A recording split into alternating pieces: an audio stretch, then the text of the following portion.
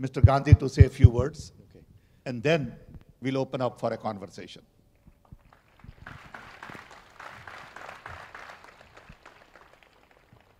Good morning. I believe it's your day off today.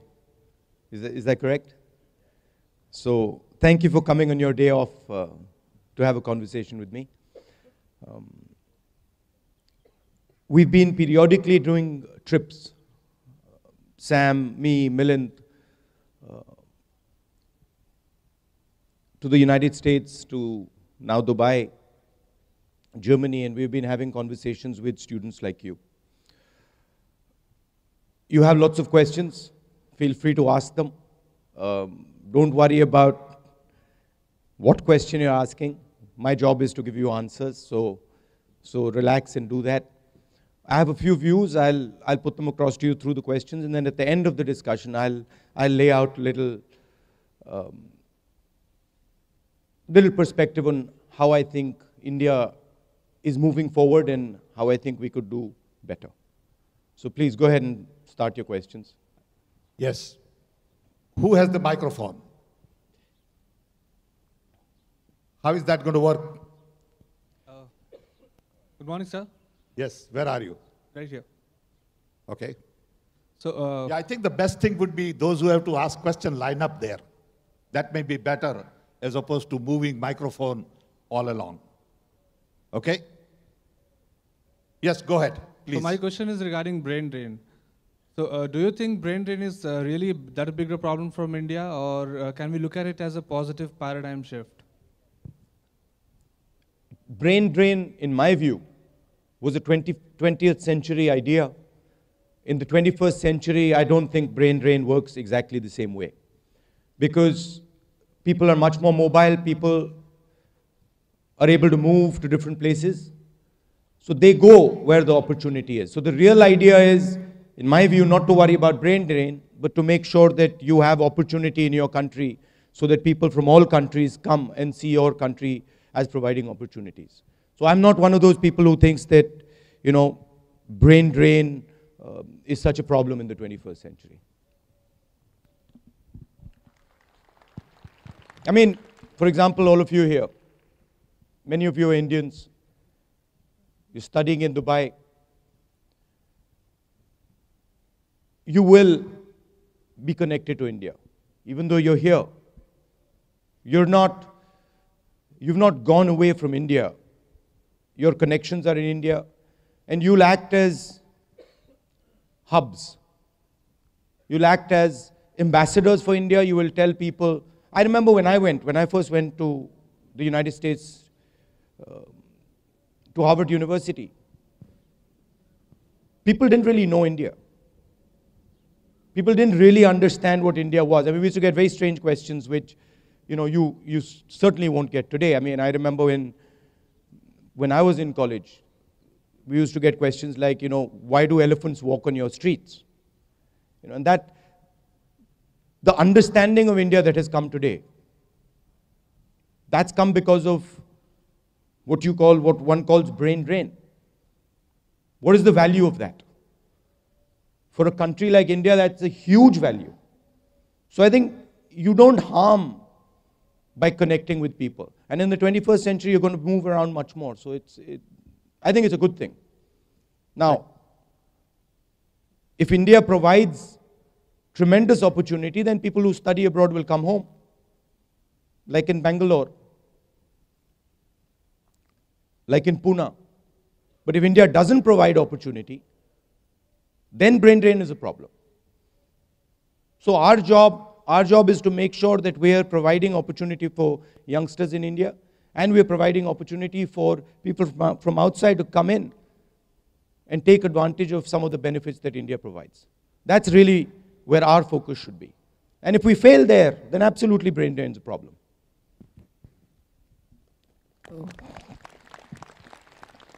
A very good morning, sir. Here, over here. To your left, to your right, sorry. To your right, here. Yeah. Hi. So my question is like many Can you introduce yourself? So I am Praveen. Yeah, Praveen.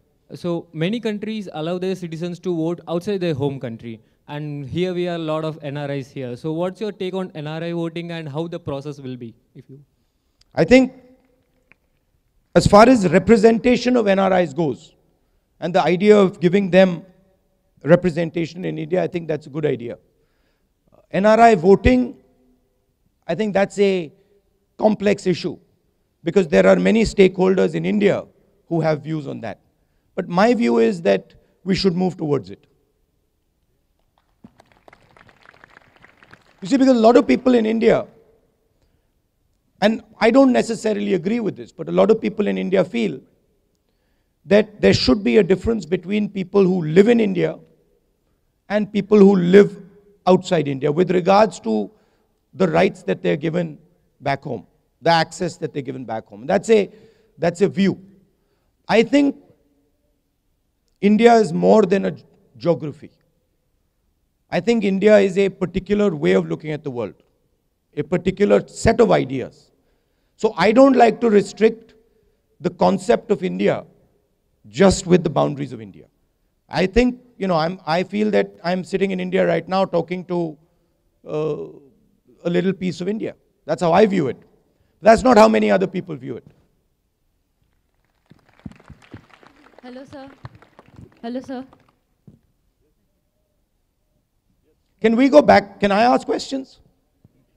Yes. Am I allowed? Okay, so I have a question for you. One view is that India is a geography. India is bound by a physical boundary. Another view is that India is a set of ideas. You'd agree that India is a set of ideas? Set of ideas, definitely. So what ideas do you think encapsulate the idea of India? What is the essence of the idea of India? Togetherness. Togetherness? Togetherness, diversity, and unity in diversity, rather. That is the What does that mean? phrase. Sorry to put you on the spot. Because I remember once, when I was a kid, somebody had come to see my father. And my father said this. My father said, India's strength is unity and diversity. And they said, how can you have unity and diversity? How does it work? Because by definition, unity should not result in, diversity should not result in unity. It should actually, similarity should result in unity. So how does it work that in India, you can have so many different ideas and then you can still have unity? So no matter what the ideas are or how diverse or whatever languages or cultures, at the end, it is the India that resonates with everybody. So that is the one unifying factor. So, for example, when you say, I'm Indian, what does that mean?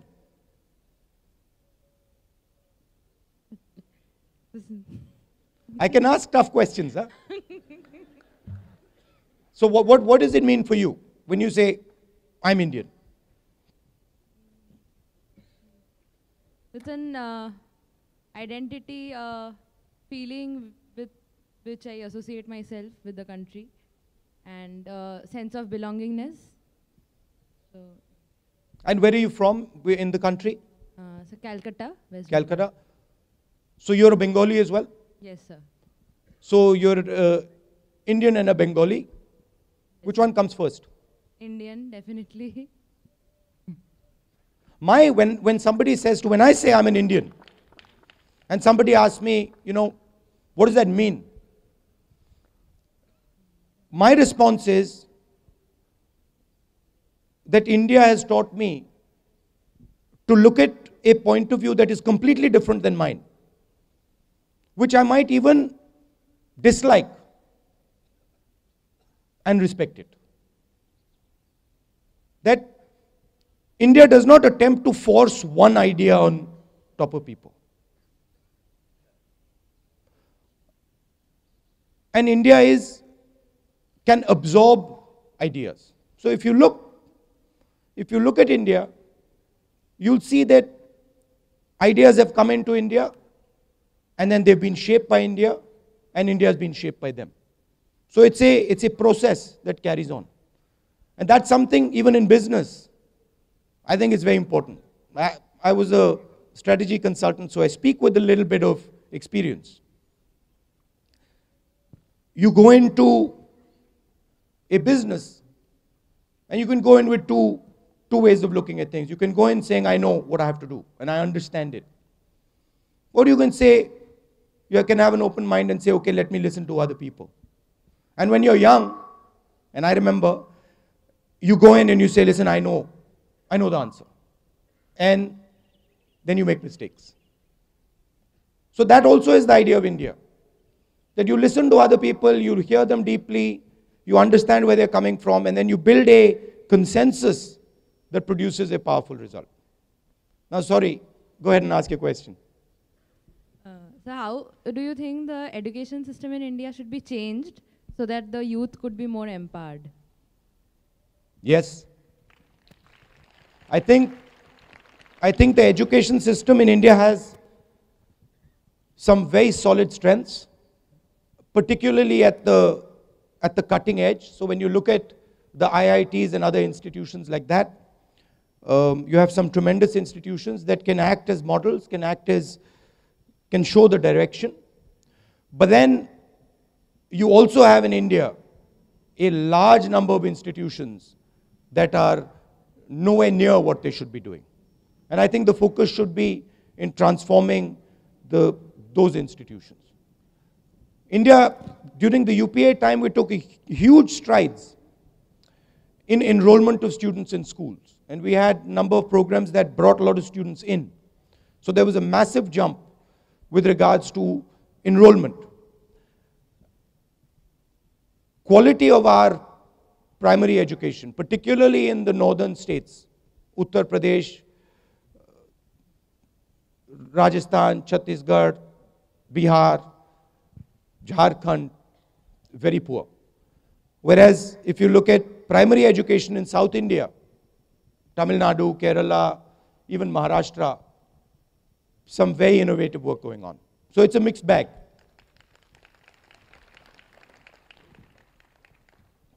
So how do you feel coming to Dubai, such a modern city, and sort of studying in this wonderful institute? What is the feeling? What are you thinking? How are you feeling? Hello, sir. Huh? Yeah.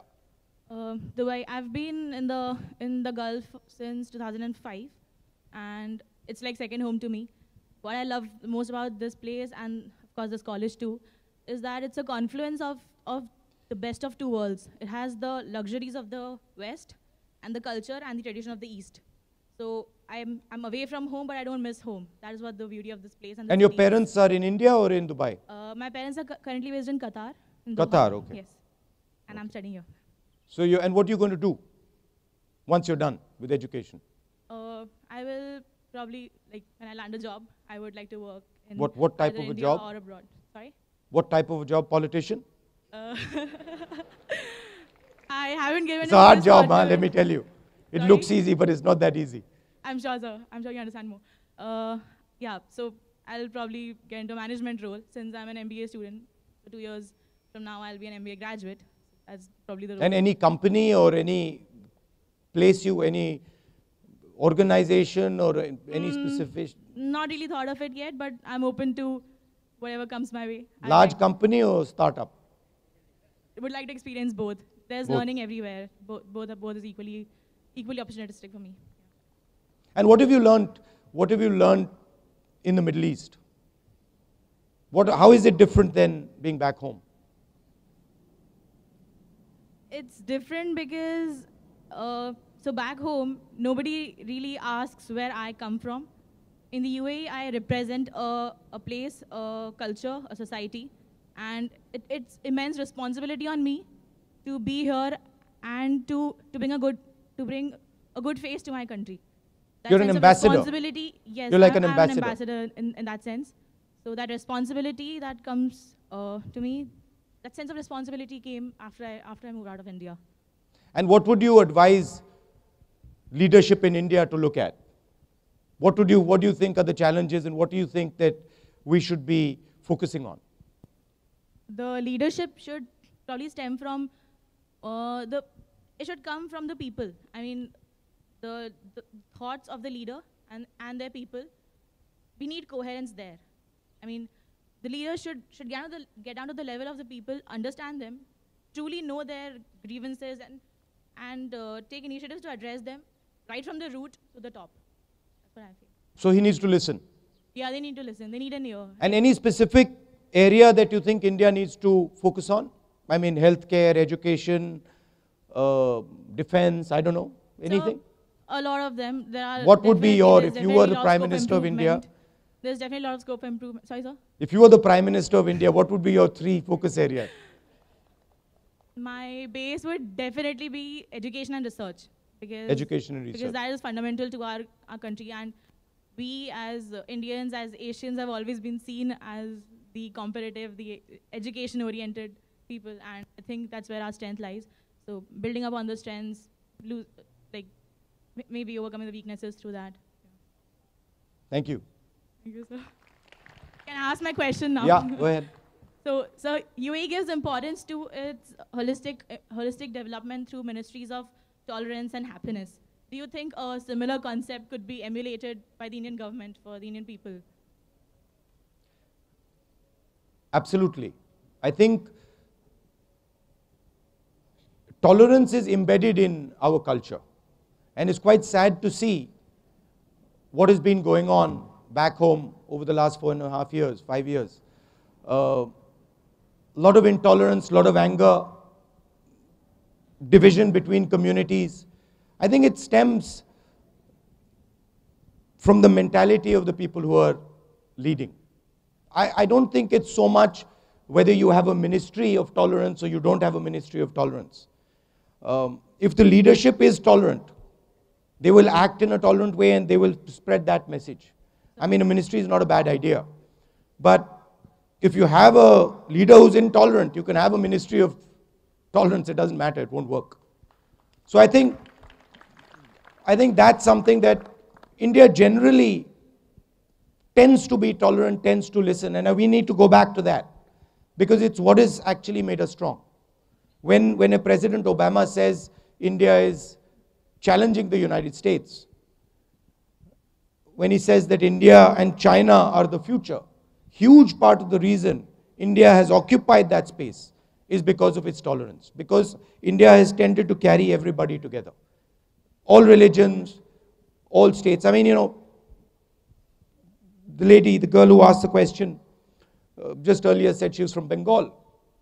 I mean, if you look at Bengal, Bengal is the size of a middle income country. It's 80 million people. So it's a huge country in itself. Uttar Pradesh is 200 million people. There's only 5 or 6 countries that are bigger than Uttar Pradesh. And India brings these huge states, which are like countries together, peacefully. And look at Europe's experience. Europe is a similar complexity. If you look at European history, it's been at war with each other. Countries have been at war with each other. We have a political union, we have an economic union. And we've done it non-violently, completely non-violently. So that is our ethos and something that we should be very proud of. But we take it for granted. So it's only when it doesn't exist that you start to see its power. And that's what is visible today in India. And I think that's what we're trying to fight and that's what we're trying to change. We don't like an India which is divided. We don't like an India where people are beaten up and killed for what they say. We don't like an India where journalists are shot. That's not the India we're used to. And so that is the real challenge in the next election. And large numbers of people in India are not happy with what is going on there. Yeah. Thank you, sir. Thank you. Good morning, sir. So over here, to your right. Yeah. Hi, sir. My name is Paras. And Hi, sir, Paras. Hi.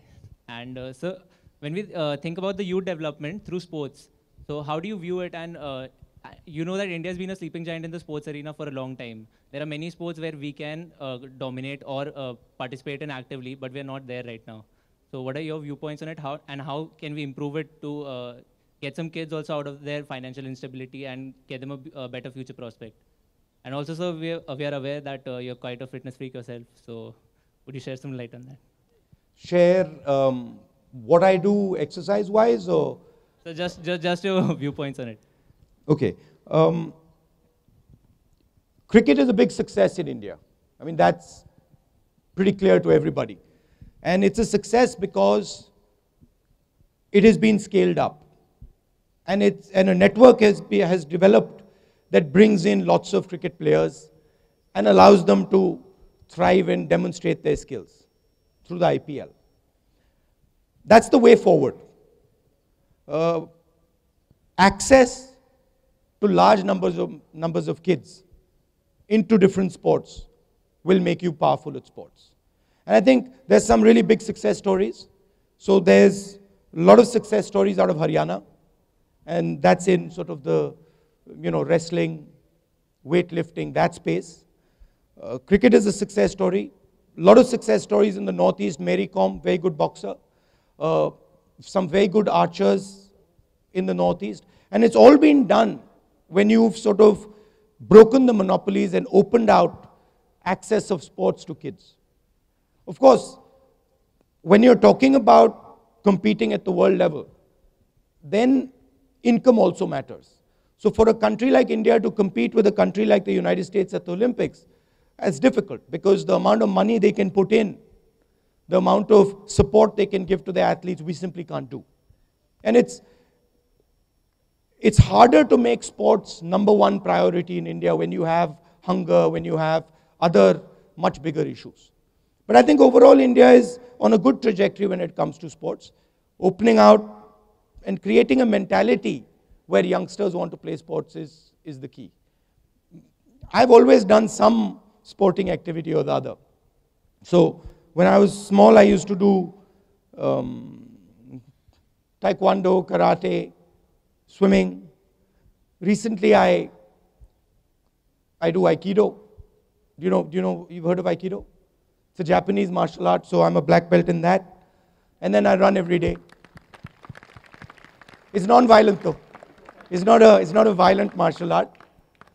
It's a non-violent martial art, and it's more of a philosophy. It's very interesting from a business perspective as well, because it teaches you how to use your opponent's strengths and do so non-violently. In college, I used to box and play football. So that's overall what I used to do. Good morning, sir. This side. Hi. Good morning, sir. So you mentioned about China and India being the growing giants. So China has already proved themselves. Now, after you the power, so what would be the industry that you would focus on? I think there are opportunities. Healthcare is a huge opportunity for India. And I don't mean healthcare just as in building hospitals. I mean thinking about healthcare strategically from a national and global perspective. How you think about healthcare data. How you think about providing cheap medicines. And thinking about how India relates to the global economy with regards to healthcare. We are sitting on the biggest genetic resources on the planet. Much like Saudi Arabia has oil, we have the most complex DNA structures on the planet. And that is what cure and medical health is going to be about 10, 15 years from today. So we need to make those type of large-scale plans. Much like what Mr. Sam Pitroda did in telecoms, we need to think strategically about what we can do in healthcare. Air transport is another one. Radically transforming agriculture. Currently, our agricultural system is not connected to the global economy. And it's very weakly connected to the Indian economy. Huge amount of wastage in food. Huge amount of wastage, vegetables and fruits. So building a cold chain, building a agricultural corridor, connecting the farm to the plate, making it possible for Indian farmers to send their products to people in Dubai. So that would be, the agriculture one is not an option, it's a necessity. So that's the second thing. Telecoms, IT, software, those are already places where we are pretty successful. And then moving from a focus on 10, 15 big companies to empowering thousands and thousands of small and medium entrepreneurs. So reshaping the banking system so that small and medium companies can get financial resources and actually scale up and become large companies. If you look at India's record at moving companies from small and medium size to large size is terrible. Almost no small and medium companies transition into large companies. Whereas if you look at the Chinese, most of their billion-dollar companies arose out of small and medium-sized companies. So that's something that we have to focus on. And then empowering guys like you. What do you want to do? I'm currently doing my majors in marketing. So like you mentioned about the air transport, we have a success story here in Emirates. So yeah. Like building something like Emirates in India. It's a brilliant example. Yeah, yeah, yeah.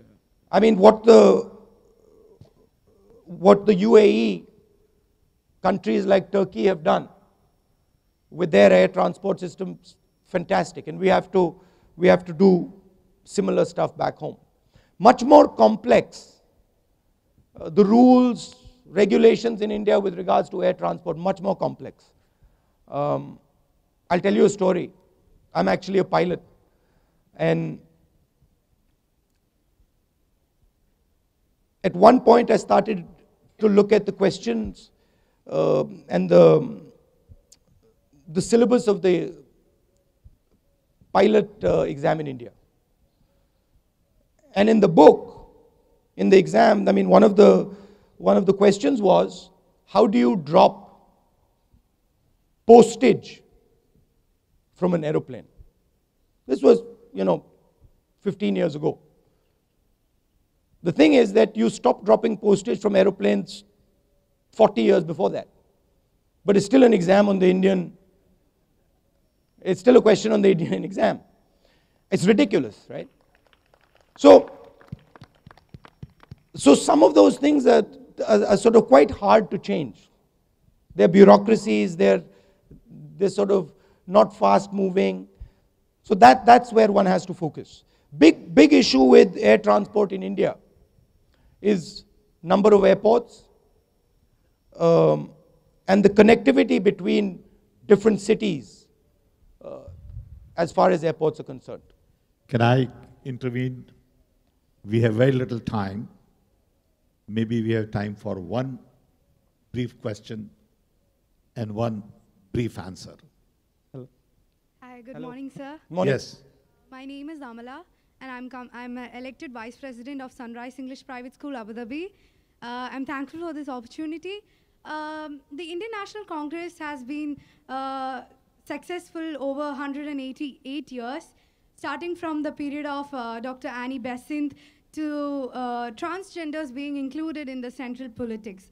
My question is that women in the rural areas, the heart of India, has not been given much opportunities or attention compared to the women that we have on the central politics. So what will be your programs to actually make the rural women the attention of central politics? And I would also like to know, most of the kids in India have underwent child abuse and child mortality, and how would you change in case if you become the Prime Minister of India? Okay, by the way, there's the first statement you made is actually wrong. Because if you look at our political system, and if you look at our political system, maximum women's representation in our political system is actually at the village level. So we have reservation for women in Panchayati Raj, meaning all the local elections in villages and small town areas, all of them have reservations for women. And women are playing a very, very aggressive and active role in the local political scenario. That has not actually happened at the national scenario. And we are currently fighting to put reservations for women in the Lok Sabha and the Rajya Sabha. And so that is work in progress. I think that will be a big step when we give reservation to women in the Houses of Parliament. But in the rural areas, actually, they've moved ahead of the Parliament. There's been very powerful programs, particularly in the southern states, microfinance programs and self-help group programs, which have connected women to the banking system. And it's actually been revolutionary in Andhra Pradesh, Telangana, Maharashtra, Tamil Nadu, Karnataka. The real problem is in North India, where the attitude towards women and the sort of approach towards women is just wrong. And it's extremely discriminatory and offensive. And I think that's where we have to change people's minds. But in South India, women's incorporation into the political system, incorporation into the economy has done pretty well comparatively. So it's a mixed bag. I think Uttar Pradesh, Bihar, Rajasthan, Madhya Pradesh, Chhattisgarh, Jharkhand, this belt is where we really have to push women's empowerment and women's role in politics. It's something that we are doing, but it's difficult. Now, you're vice president, so when are you joining us? Good one. I really like politics, and my father is a really good politician too. As far as coming into the limelight, I've been thought of IFS in case if I pass the civil service with nice marks, but politics is something which I have to, really look on to, and I need a lot of support and courage to become. If you're interested, come and talk to some of us, and we'll at least explain to you what it looks like and the type of experiences that you will face. And you might change your mind. You might change your mind. Good morning, sir. Thank you. Because you have to have a thick We have skin. no time.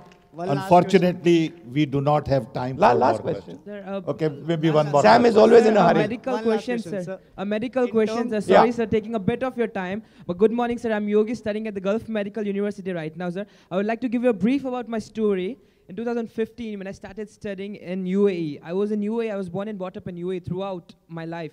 In 2015, I was finishing my high school. That was my last year. I went back to my state in Gujarat. I went to the medical colleges over there, and I asked them, will NRI students be able to enter your medical schools? They told, yes, definitely, sir. You don't have to give any exams, and you can come directly to us. We'll give you, if you match our criteria. I went in 2016. 1 month before, government implemented NEET, which was very unethical, and it was very unfair for the NRI students. I'm not asking you for giving us more, but at least what we need, Indian students get into a normal quota without, just they get the required percentage and they get into an open quota, but NRI students have no rights. I'm not asking you for more, but at least what is needed for us. Okay. I'm not asking you for my career. I'm into Gulf Medical University. It's a reputed university. I have no problem. But at least for the future career coming up, I guess, for the whole NRI students present over here, guys, right? NRI students, Okay. at least we need what we need, sir.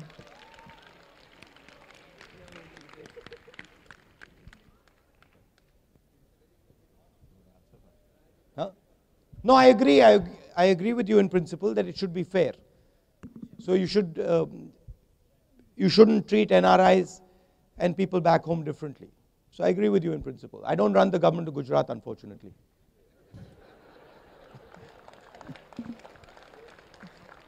Okay, can we? Yeah.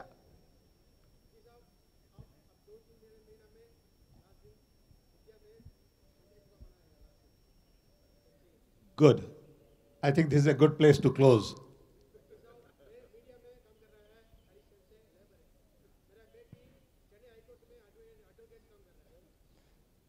भैया अगर आप media से हैं तो यहाँ पे students का interaction हो रहा है आपसे मैं बाद में बात कर लेता हूँ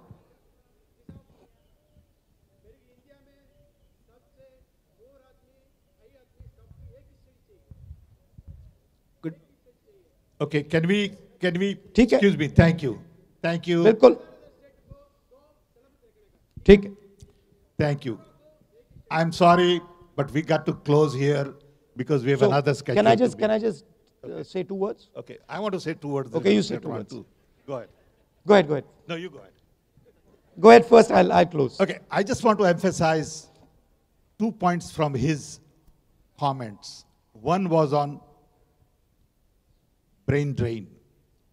What Rahul has been saying is that it is not brain drain, but it is brain gain and brain chain.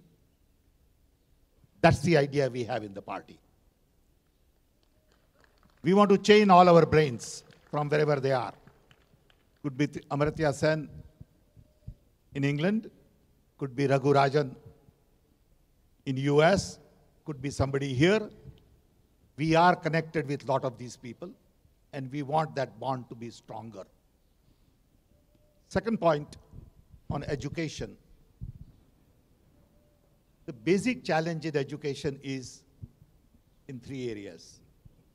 Expansion, where we need more colleges, more schools, more opportunities. Excellence, the quality of our education is pretty bad, leaving aside top 5%. And equity. We have to make sure that the poorest of the poor can indeed get best education possible. And that's what he talked about. I wish we had 2 more hours to interact with you. There are lots and lots of interesting ideas he has on education that he and I have talked for the last 5 years on use of technology, on rechanging the entire structure. Why does it take 4 years to get a degree? Who decided that? Why should we follow that in 21st century? Why do you really need a teacher? Is teacher trained to be a mentor? All I need today is motivation, time, and content to learn. I don't need teacher. How do I do that? How do I structure education with new technology? And he has some very interesting ideas on these things, but this is not enough time. So I want to thank Mr. Rahul Gandhi. I'm sure he's going to have a few more minutes to talk. Unfortunately, we have another appointment and we can't be late. I want to thank you all. I want to thank Institute of Management Technology for hosting us. Unfortunately, we are running out of time everywhere. You know, you'll be surprised that I have requests from about 100 people on my mobile phone to see him for half an hour each in one day. The love and affection we have received here is phenomenal. Thank you all. Really appreciate. Here is the last word from Rahul. So, couple of things I want to leave you with. Number one, you are NRIs. You have a role in India. And it's going to be a role that is going to increase. It's not going to decrease. You have knowledge, you have understanding, and this is very valuable for our country. India is facing a couple of serious problems. Number one is unemployment. We have the highest rate of unemployment we've had in over a decade. We are simply not being able to produce the jobs that we are required to produce. And it is very important that India accepts that it is facing a job crisis. Mentally accepts that yes, we have a problem. Second, India has an agricultural crisis. And these two have to be resolved. There is no way out other than resolving these, and these two crises are going to require your help. They're going to require your service. The final thing I want to tell you is that the world is changing, it is transforming.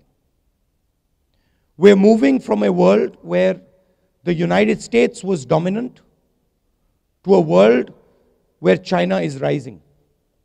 And India has to be very clear with its positioning, its path through the next couple of decades.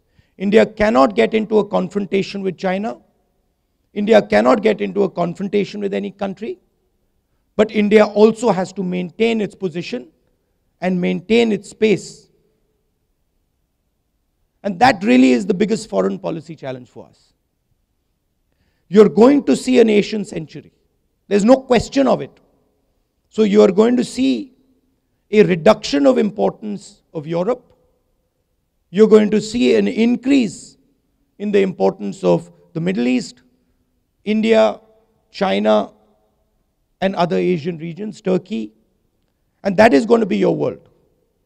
Our world, our focus used to be the United States and Europe. When we used to think about things, we used to look in that direction for ideas. Your focus is going to be much more in Asia. So that is what I wanted to leave you with. I'm very proud of what you do. And I know that you're going to serve our country and the United Arab Emirates very, very effectively. And if there's anything I can ever do, if you want to talk to me about something, if you want to complain to me about something, if you're happy about something that I've done or maybe upset about something I've done, my doors are always open for you. I want to understand what you're thinking, and I'd also like to have a conversation with you that goes beyond just, half an hour or 1 hour of talks. So anytime you're in Delhi, if you'd like to meet me, there is Mr. Nikhil Alva sitting there. You can use his services to get to me. Looking forward to seeing many of you. Thank you very much. Have a nice day. And thank you very much for having me.